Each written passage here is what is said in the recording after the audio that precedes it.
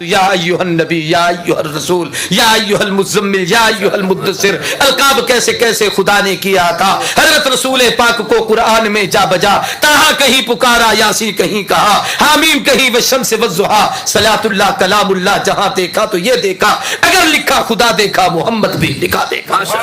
یہاں ایک بات یہ بھی ذہن میں رکھے کہ ابراہیم اللہ کے خلیل ہیں اور ہمارے آقا اللہ کے حبیب ہیں۔ خلیل بھی دوست کو کہتے ہیں اور حبیب بھی دوست کو کہتے ہیں، مگر فرق کیا ہے؟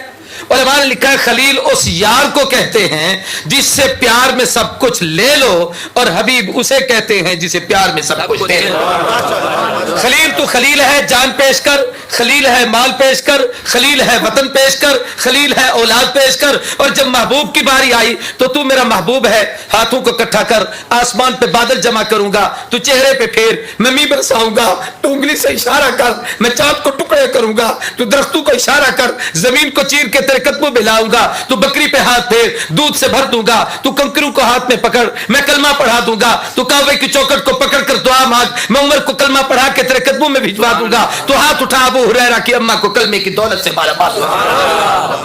میرے بعد ہمارے ایک مخدوم مہمان حضرت مولانا انیس احمد صاحب بالگرامی، جو انڈیا دیوبند کے فاضل عالم ہیں، ان کا بھی بیان ہونا ہے۔ 10-12 منٹ والی چھوٹی تقریریں میں نے ابھی یاد نہیں کی، تو میں 3 باتیں بالکل مختصر سی عرض کرتا ہوں، اللہ پھر کبھی زندگی میں لائے گا تو تفصیلی باتیں ہوں گی۔ ایک بات سیرت طیبہ کے حوالے سے جو اس میں عنوان چل رہا ہے، اور دوسری بات میرے میزبان محترم، میرے مخدوم مکرم اور محسن قاری تصور الحق صاحب دامت برکاتہم اللہ علیہ نے میرے ذمہ وہ عنوان لگایا کہ علماء دیوبند کے دینی علمی ملی خدمات کا مختصر سا تذکرہ، اور تیسری چیز جو آپ کا عنوان ہے اتحاد امت، اس حوالے سے یہ 3 باتیں 2-3 منٹ میں مختصر سی 10-12 منٹوں میں اپنی گفتگو سمیٹوں گا تاکہ ہمارے مخدوم بیان کر سکیں۔ قرآن پاک کی ایک آیت کریمہ میں نے تلاوت کی ہے، جو جد الانبیاء والمرسلین امام الموحدین سیدنا ابراہیم خلیل الرحمن علیہ السلام کی ایک دعا۔ سیدنا ابراہیم کے متعلق آتا ہے کہ سئلان ابراہیم کیف کنت خلیلا، سیدنا ابراہیم سے پوچھا گیا کہ آپ اللہ کے خلیل اور دوست کیسے بنے، تو فرمایا بذلت نفسی للنیران ولدی للقربان مالی للزیفان قلبی للرحمن انا خلیل الرحمن۔ فرمایا میرے رب نے میرا امتحان لیا، اللہ نے کہا خلیل جان پیش کر، میں نے آگ پہ پیش کی، مال پیش کر مہمانوں پہ قربان کیا، وطن پیش کر میں نے گھر بار چھوڑ دیا، اولاد پیش کر بچے کی گردن پہ چھری رکھ دی، دل پیش کر مخلوق سے تعلق توڑ کے خالق سے جوڑ دیا۔ بھائی نعرے نہیں، نعرے تھوڑے، میری باتوں کو خدا کے لیے سنے، وقت نہیں ہے، میں آنے والے مہمان کا احساس مجھے زیادہ ہے، وہ ہمارے مختوم ہیں، ان کی جو نسبت ہے وہ اس قدر ہے کہ اس نسبت کے صدقے ہم جیتے ہیں۔ توجہ سے میری بات کو سمجھیں۔ حضرت ابراہیم علیہ السلام نے فرمایا اللہ نے میرا امتحان لیا، امتحان کے بعد مجھے اپنا خلیل بنایا۔ میں کہا کرتا ہوں شاگرد امتحان دے، کامیاب ہو تو استاد انعام دیتا ہے، مرید کامیاب ہو تو مرشد انعام دیتا ہے، اولاد امتحان میں کامیاب ہو تو ماں باپ انعام دیتے ہیں، اور جب نبی کامیاب ہو تو خدا انعام دیتا ہے۔ امتحان کے انعام کے 2 طریقے ہوتے ہیں۔ ایک یہ ہے کہ باپ نے جیب سے پیسے نکالے، بیٹے کو کہے کبھی تم نے بہت اچھی پڑھائی کی، محنت کی، امتحان دیا، یہ لے تیرا انعام۔ ایک یہ ہے کہ تو نے مجھے خوش کیا، تو بتا تجھے کیا دوں۔ اللہ نے خلیل کو دونوں انعام دیے۔ ایک انعام رب نے اپنی مرضی سے کہا انی جاعلک للناس اماما، اور دوسرا کہا تو مانگ میں دینا چاہتا ہوں، اور جب کہا کہ تیری مرضی پہ دینا چاہتا ہوں تو علماء نے لکھا ہے کہ حضرت ابراہیم خلیل اٹھے اور دونوں ہاتھ کعبے کی چوکٹ پہ رکھے اور سر سجدے میں ڈالا۔ میرے آپ جیسا کوئی ہوتا تو کہ شاید دولت مانگتا، شہرت مانگتا، دنیا مانگتا، مال و متاع مانگتا، لیکن خلیل نے کیا مانگا؟ کعبے کی چوکٹ پہ سر سجدے میں ڈال کر وہ چیز مانگی جو یوں کہہ دوں تو بے جانی کہ خدا کی ساری خدائی میں وہ ایک ہی تحفہ تھا۔ کیا مانگا؟ کہا اللہ ربنا وابعث فیہم رسولا، عرش والے تیرا گھر بنایا ہے، آبادی کے لیے پیغمبر عطا کر مکان بنایا ہے, مکین عطا کر بیت اللہ بنایا ہے, رسول اللہ عطا کر مدرسہ بنایا ہے, مدرس عطا کر درسگاہ بنائی ہے, معلم عطا کر ادارہ بنایا ہے, محتمم عطا کر بیت اللہ بنا دیا ہے, رسول اللہ عطا کر. خلیل کی دعا اللہ نے قبول فرمائی اور اپنے محبوب عطا فرمایا.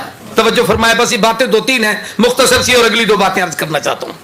یہاں ایک بات یہ بھی ذہن میں رکھے کہ ابراہیم اللہ کے خلیل ہیں اور ہمارے آقا اللہ کے حبیب ہیں. خلیل بھی دوست کو کہتے ہیں اور حبیب بھی دوست کو کہتے ہیں, مگر فرق کیا ہے؟ علماء نے لکھا ہے خلیل اس یار کو کہتے ہیں جس سے پیار میں سب کچھ لے لو, اور حبیب اسے کہتے ہیں جسے پیار میں سب کچھ دے لو. خلیل تو خلیل ہے جان پیش کر, خلیل ہے مال پیش کر, خلیل ہے وطن پیش کر, خلیل ہے اولاد پیش کر, اور جب محبوب کی باری آئی تو میرا محبوب ہے, ہاتھوں کو اکٹھا کر, آسمان پہ بادل جمع کروں گا, تو چہرے پہ پھیر, میں می برساؤں گا, تو انگلی سے اشارہ کر, میں چاند کو ٹکڑے کروں گا, تو درختوں کو اشارہ کر, زمین کو چیر کے تیرے قدموں میں لاؤں گا, تو بکری پہ ہاتھ پھیر, دودھ سے بھر دوں گا, تو کنکروں کو ہاتھ میں پکڑ, میں کلمہ پڑھا دوں گا, تو کعبے کی چوکٹ کو پکڑ کر دعا مانگ, میں عمر کو کلمہ پڑھا کے تیرے قدموں میں بھجوا دوں گا, تو ہاتھ اٹھا ابو ہریرہ کی اماں کو کلمے کی دولت سے مالا مال. باتیں تو بہت ساری کہنے کی ہیں, لیکن سوچنے والی بات یہ ہے کہ خلیل نے اللہ سے اللہ کا محبوب مانگا. کیا مانگا بھائی؟ سارے بولو اللہ کا. بڑے پڑھے لکھے سمجھدار صاحب علم و کمال اور یقیناً یورپ کی دنیا کے زیرک لوگ بیٹھے ہو, دنیا میں کوئی اپنا محبوب بھی کسی کو دیتا ہے؟ آدمی کہتا ہے سب کچھ لے, میرے یار کا نام نہ لے, سب چیز حاضر ہے, محبوب نہیں دیتا. بھئی میں اور آپ تو کسی کو نہیں دیتے, خلیل اللہ سے مانگ رہا ہے, رب کیسے دے دے گا؟ یہاں تو کوئی محبوب نہیں دیتا, اللہ کیسے اپنا محبوب دیں گے؟ تو لکھنے والوں نے کمال کی باتیں لکھی ہیں کہ بعض دفعہ یوں ہوا کرتا ہے, خلیل نے کہا اللہ جو کچھ میرے پاس تھا, جو مجھے پیارا تھا, سب کچھ تجھے دیا ہے. جان مجھے پیاری تھی, تو نے مانگی دے دی, مال پیارا تھا مانگا دے دیا, وطن پیارا تھا مانگا دے دیا, اولاد پیاری تھی مانگی دے دی, سب کچھ دے دیا ہے. اب تو نے خود ہی تو کہا ہے نا کہ مانگ, تو جب تو نے خود کہا ہے تو بڑا وعدہ حفاظت کرنے والا رب ہے, اس لیے اب میں وہ تجھ سے مانگتا ہوں کہ سودا ہی کر, میری ہر پیاری چیز تیرے حوالے, تیرا پیارا میرے حوالے. ربنا وبعث فیہم رسولا. یہاں سے علماء نے کئی مسئلے نکالے ہیں, ان میں سے 1-2 مسئلے عرض کرتا ہوں, اس آیت پر گفتگو نہیں ہوتی, وہ پھر کبھی کریں گے. ایک مسئلہ اس میں سے یہ ہے کہ آدم سے عیسیٰ تک سب بن مانگے آئے, اور جب حضور کی باری آئی تو خلیل نے کعبے کی چوکٹ کو پکڑ کر مانگا. اللہ سمجھانا اور سکھانا یہ چاہتے ہیں کہ دنیا والوں میرا محبوب اتنا سستا نہیں کہ تمہاری گلی کوچوں میں آ جائے. جب تک راتوں کو رو رو کے, چاند دے کے, مال دے کے, وطن دے کے, اولاد مانگ دے کے, کعبے کی چوکٹ کو پکڑ کر, اور ایسے نہیں کعبے جیسا مکان بنا کے جس کا معمار خلیل اللہ ہو, جس کا مزدور ذبیح اللہ ہو, جس کا منتظم خود اللہ ہو, جس کا گھر ہے اس گھر کا نام کعبۃ اللہ ہو, جس کو آباد کرنے کے لیے رسول اللہ ہو, جس کا نصاب تعلیم کلام اللہ ہو. اور ایسی جب مقدس جگہ کا انتخاب کیا, پہلے اللہ نے وہ گھر بنوایا, پھر محبوب کو مانگنے کا کہا, بن مانگے نہیں دیا. خلیل نے سب کچھ دیا تب محبوب دیا. اشارہ اس طرف ہے کہ میرا یار اتنا سستا نہیں تمہاری گلیوں میں آ جائے. جب تک خلیل نے سب کچھ دے کے مانگا نہیں دیا, میں نے بھی نہیں. دوسرا مسئلہ ایک اور سمجھایا گیا, ربنا وبعث فیہم رسولا. اس دعا نے ایک اور مسئلہ سمجھا. تصور کی دنیا میں ذرا قاری تصور صاحب بھی بیٹھے ہیں, چلو آپ بھی تصور میں بیٹھے ہیں, تصور کے ساتھ ایک تصور میں آ جائیں کہ اے اللہ تیرا آنے والا محبوب انسانوں میں آئیں گے, جنوں میں آئیں گے, فرشتوں میں آئیں گے, یا کسی اور مخلوق میں آئیں گے.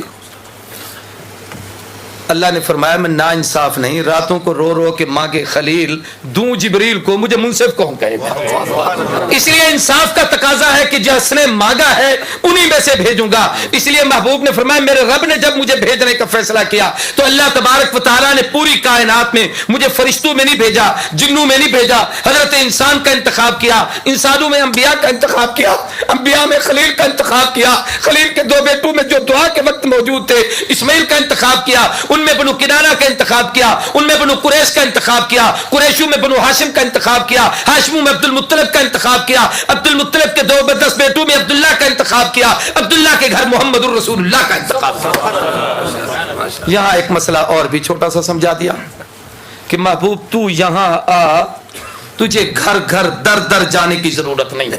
अकीदे की बातें हैं इसलिए मैं अर्ज कर रहा हूं, मेरे जिम्मे था कि कुछ अकीदे पर बातें करूं, इसलिए सारे अकायद बयान कर रहा हूं। बिन मांगे नहीं भेजा जब तक खलील ने सब कुछ नहीं दिया, और फिर यह कि हर जगह नहीं भेजा, नबी बना के भेजूंगा। आप शर्क के नबी, गर्ब के नबी, शमाल के नबी, जुनूब के नबी, अरब के नबी, अजम के नबी, फर्श वालू के नबी, अर्श वालू के नबी, जन्नत के नबी, हूर गुलमा के नबी, कायनात के जर्रे जर्रे के नबी, अपनों के नबी, गैरों के नबी, खल्क के नबी, खालिक के नबी। अल्लाह के नबी हैं हुजूर के नहीं, अल्लाह नहीं तो बना के भेजे। भाई नबी सब के होंगे, लेकिन घर घर दर दर पर नहीं आएंगे, आप हर जगह नहीं जाएंगे। महबूब तू यहां आ जहां खलील ने मांगा है, मैं पूरी कायनात को तेरे कदमों में भेजूंगा। अबू बकर बनु तमीम से चल के हुजूर के कदमों में, उमर बनु अदी से चल के आका की गुलामी में, उस्मान बनु उमैया से उठकर हुजूर के कदमों में, अली बनु कुरैश से चलकर आका की गुलामी में, सलमान फारिस से उठकर हुजूर के कदमों में, जिब्रील सिदरा से उतरकर हुजूर के कदमों में, अली बनु कुरैश से चलकर हुजूर के कदमों में, सलमान फारिस से उठकर हुजूर के कदमों में, अबू हुरैरा यमन से आकर आका की गुलामी में, जनाब वाला जिब्रील सिदरा से उतरकर हुजूर की गुलामी में। कुरान कलाम रब का जरूर है, पर लौह महफूज से उतरकर जहां महबूब वहां कुरान। आका मक्के में कुरान मक्की बन के आए, आका मदीने में कुरान मदनी बन के आए, ताकि सबको समझ आए कि सारे नबी के दर पे नबी सबको लेके खुदा के तरफ। यहाँ एक छोटा सा मसला और भी समझ आया।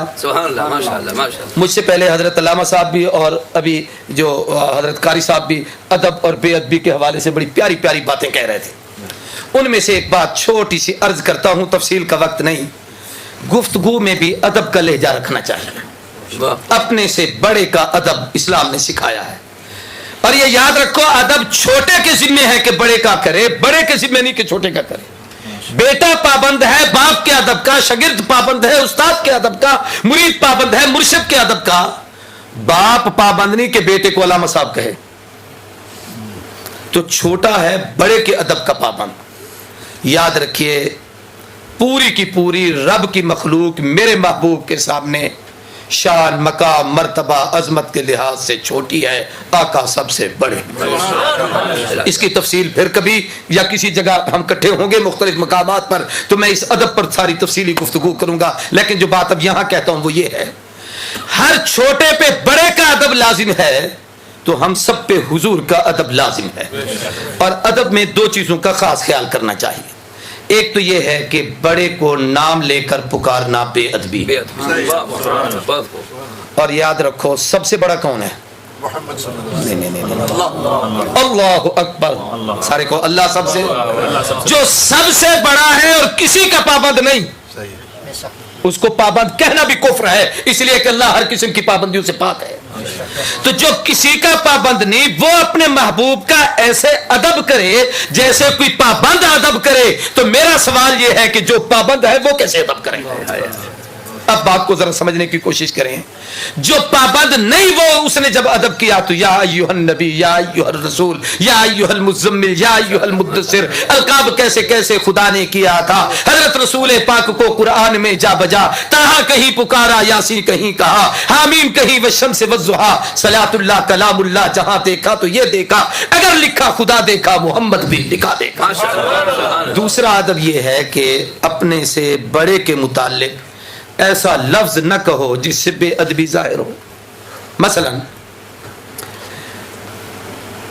बाप तो अपने बेटे को कह सकता है सुबह मेरे पास हाजिर होना। उस्ताद अपने शागिर्द को कह सकता है कल तू हाजिर नहीं था, कल तेरी गैर हाजिरी क्यों थी? उस्ताद जी मैं अब हाजिर हूं। लेकिन शागिर्द उस्ताद को नहीं कह सकता कि उस्ताद जी आप भी मेरे पास हाजिर हो ना। मुरीद नहीं कहता मुर्शिद को कि हजरत शेख आप मेरे पास जरा हाजिरी दीजिए ना। तो याद रखो हुजूर कहते हैं जिसकी खिदमत में जाया जाए, हाजिर कहते हैं जिसे अपने पास बुलाया जाए। हमारा अकीदा है कि हमारे आका हुजूर हैं, سارے کو ہمارے آقا، سارے کو ہمارے آقا حضور ہیں۔ جب آقا حضور ہیں تو جبریل حاضر ہے، آقا حضور ہے تو براق حاضر ہے، آقا حضور ہے تو قرآن آقا کے پاس حاضر ہے، آقا حضور ہے تو صدیق عمر عثمان علی طلحہ زبیر حاضر ہے، ارے آقا حضور ہے تو پوری امت مدینے میں روزہ اطہر پہ حاضر ہے، آقا حضور ہے تو سلام پڑھنے کے لیے سارے حاضر ہیں، تو آقا حضور ہے پوری کائنات، بولو بولو، پوری کائنات۔ ارے بھائی اس سے بھی کوئی بڑا بے ادب ہوگا جو جبہ کبا پہن کے خود تو بن جائے حضور قطب عالم، حضور غزالی زمان، حضور ذاتی دوران، حضور علامہ فقط، اور نبی کو کہے حاضر؟ نہیں سمجھے میری بات، میری بات میں خود کو کہے میں ہوں حضور اور نبی کو کہے میرے نبی میرے سامنے الیاذ باللہ حاضر، اس سے بھی کوئی بڑی بے ادبی ہوگی کائنات میں؟ میں کہتا ہوں 7 سمندر نہا کر بھی وہ کلمہ پڑھے اس بے ادبی سے پاک نہیں ہو سکتا۔ تو باتیں دور نہ چلی جائیں، میں وہ اسی آیت کی روشنی میں 2-3 مسئلے عرض کر رہا تھا۔ پہلا یہ کہ سب بن مانگے حضور کو مانگا گیا، دوسرا یہ کہ آقا کے قدموں میں سب آئے حضور کسی کے پاس نہیں گئے، تیسرا مسئلہ میں نے وہاں سے یہ نکالا کہ ساری کائنات میں حضور کو انسانوں میں بھیجا گیا۔ کہہ دو کن میں بھیجا گیا؟ حضرت انسان کا انتخاب کیا گیا، اور محبوب کو جس جگہ بھیجا گیا اللہ کے نبی ایک جگہ ہے، سارے حضور کے قدموں میں آئے۔ اب اگلی بات شروع کرتا ہوں، حضور کی بعثت کے مقصد کی 4 چیزیں جن کو قرآن پاک نے بیان کیا ہے: تلاوت آیات، تعلیم کتاب، تعلیم حکمت اور تزکیہ نفس۔ اب میں اس کی تفصیل پہ بیٹھوں تو بڑی میری ہر مہینے کی نسبت سے ایک ایک کتاب ہے، لیکن یہاں پر ساتھ نہیں ہے، انشاءاللہ آئندہ آنے والے کسی اجتماع تک اس ہفتے میں وہ آ جائیں گی، میں نے پاکستان سے منگوائی ہیں۔ ہر مہینے کی مناسبت سے اس میں 10-10 15-15 مضامین ہیں، اس میں بہت ساری باتیں ہیں۔ میں عرض کر رہا ہوں کہ تلاوت آیات، قرآن کو پڑھنا، دنیا میں جتنی آسمانی کتابیں آئی ہیں کسی کتاب کی تلاوت نہیں، صرف قرآن ہے۔ اتل ما اوحی الیک من الکتاب، جس کی تلاوت ہے، اور یہ تلاوت کی وجہ سے آج تک محفوظ ہے۔ جناب والا ہزاروں لاکھوں قرآن کے حافظ ہیں، تو حضور نے پہلا فریضہ اس پر انجام دیا۔ دوسرا یہ ہے کہ تعلیم کتاب، تلاوت ہے الفاظ پڑھنا، اور تعلیم ہے اس کے معنی اور مطالب کو سمجھنا کہ قرآن کا معنی کیا ہے، مطلب کیا ہے، اس کے ضمن میں علم حدیث آ جائے گا۔ اور تیسری چیز ہے تعلیم حکمت، اور حکمت کا معنی امام احمد ابن حنبل نے لکھا ہے سنت رسول، جس کا دوسرا مفہوم یہ آئے گا فقہ اسلامی، کہ قرآن و سنت سے مسائل کون سے مستنبط ہوتے ہیں۔ اور چوتھی چیز ہے تزکیہ، اور تزکیہ کا معنی ہے پوری توجہ سے کہ اپنے اندر کو، عقیدے کو پاک کرنا، اعمال کو پاک کرنا، اخلاق کو پاک کرنا، معاشرت کو پاک کرنا، مال کو پاک کرنا۔ اس تزکیے کے لیے پیغمبر آئے، اور اسی تزکیے کے لیے تلاوت آیات تھی، اسی تزکیے کے لیے تعلیم کتاب ہے، اسی تزکیے کے لیے تعلیم حکمت ہے، اور اس تزکیے پر پھر کبھی موقع ملا تو تفصیل سے باتیں کریں گے۔ میں عرض یہ کرنا چاہتا ہوں، حضور آئے، آپ نے پاک کیا، یہاں پاک کرنے پر بھی ایک بات بتا دوں، حضور پوری کائنات کے نبی ہیں، تو اللہ کے نبی نے 1 2 3 4 5 12 14 کو نہیں پاک کیا، بلکہ قیامت تک کی انسانیت کو پاک کیا۔